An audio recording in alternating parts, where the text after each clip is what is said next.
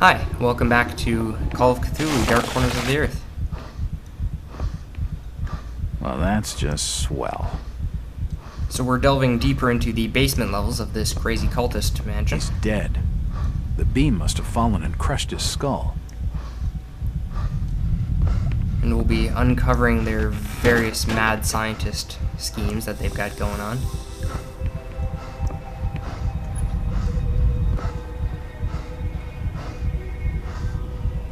Medical charts on the human anatomy. This sink would be used for scrubbing up. Dead bodies, and plenty of them. Something dreadful has been going on down here. From the markings, he must have been one of their own. I wonder if he volunteered. It's a pretty professional looking morgue setup they've got going on, though. Seems like these cabinets are used for storing chemicals and medical equipment. Seems like these cabinets are used for storing chemicals and medical equipment.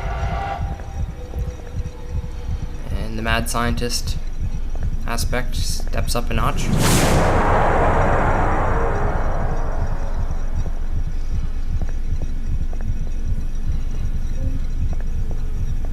Generic computer noises in the background. Good God, what the hell is all this? Not that Jack knows. Looks like his brain. I wonder what those wires are for. This pipe must drain the waste from his intestines.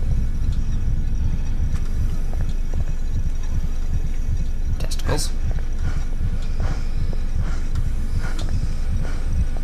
So, Lovecraftian horror, which this is obviously trying to emulate as much as it can, one of the main themes is Looks like his stomach. Questionable heritage of the human race, as well as their overall insignificance in the grand scheme of things. Shit!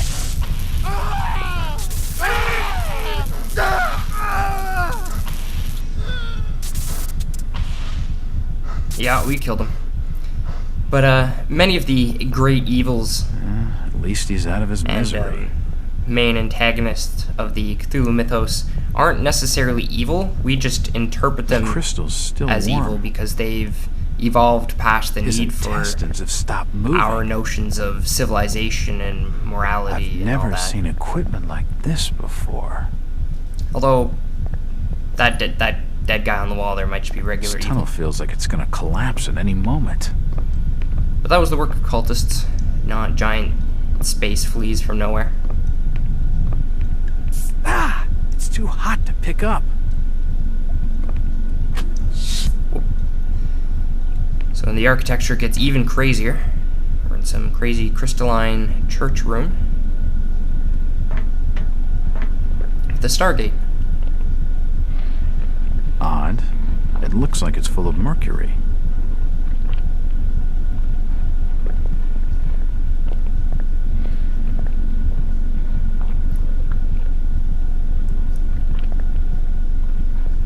If we open our inventory here, we can use that crystal we picked up to power the weird pool of mercury. So I don't know why Jack would think it's a good idea to press the button again, but he's gonna.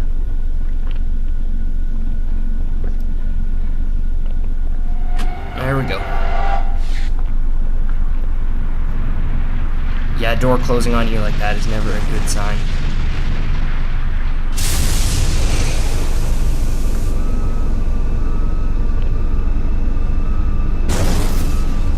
Yeah, we're boned. This is not gonna end well.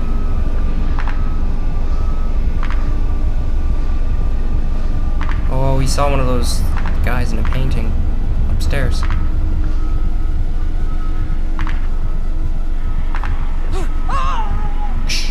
And we are blinded.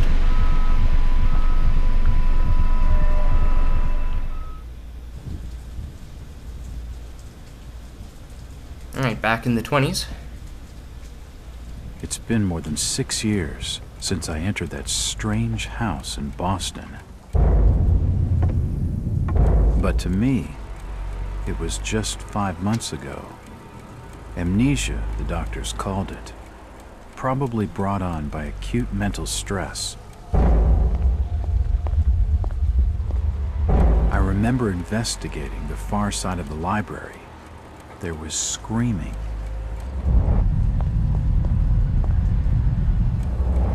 According to the police report, they had searched the house for hours, only to find me later collapsed on the floor.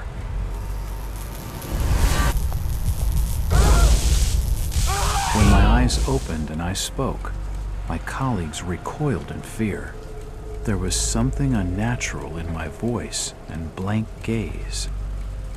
They committed me to Arkham Asylum, where I was diagnosed with severe schizophrenia.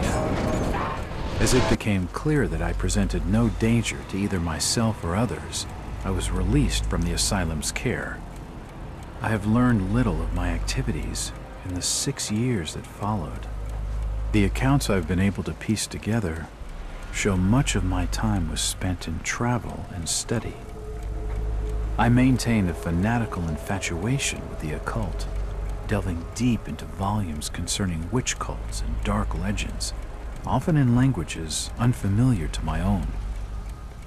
When I reawakened 5 months ago, exactly 6 years after entering that house in Boston, no trace was left of what had been a secondary personality. I was myself again, or at least what I believed myself to be. Return to normal life has been a painful process. In recent days, my dreams have been plagued by cosmic landscapes, and I've become fearful of my own reflection. I am beginning to remember things from that day, more than 6 years past, that I've told no one else. Oh, answer the phone. I hate it when people don't answer the phone. Thank you. Jack Walters.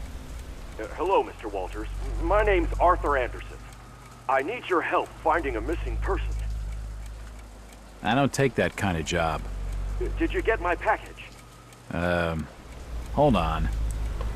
I hate packages.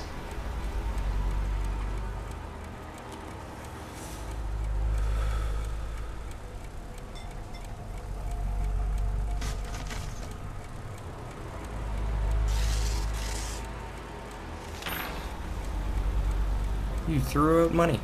What exactly do you want from me, Mr. Anderson? It's one of my store managers, you see. Brian's his name. Brian Burnham. Nice lad. He disappeared recently from the First National grocery store in Innsmouth. Innsmouth? Never heard of it. It's a small fishing town on the coast, not far from Arkham. I'd like to see you in person before you leave. Hold on there a minute. I didn't agree to take this what the hell? I'll be here all day anyway.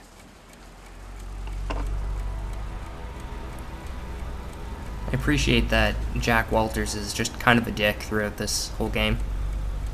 He just has way too much sass.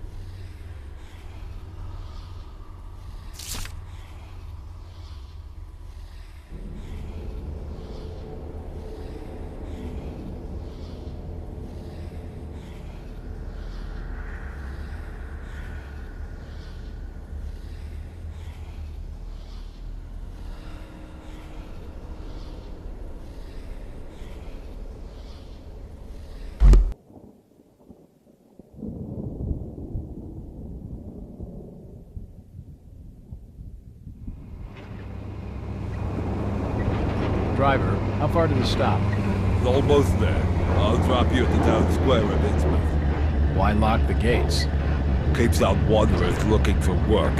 We don't want no folks like that interfering with our affairs. Is the bus from Arkham always this empty? Aye, and we prefers it that way. Not many come to Innsmouth. But what about trade? Surely the port needs business. Innsmouth has the means to look after her own. Alright, so we're about to head into the game proper here. And from here on out, it'll be a live commentary, not post-commentary. And I have played the game before, but it was years ago, so I only remember vaguely where to go, so hopefully enough to not wander around lost forever. This But is it, stranger. End of the line. most things should seem pretty fresh to me. Enough to scare me, I'm a bit of a wuss, so... I'll see you guys next time.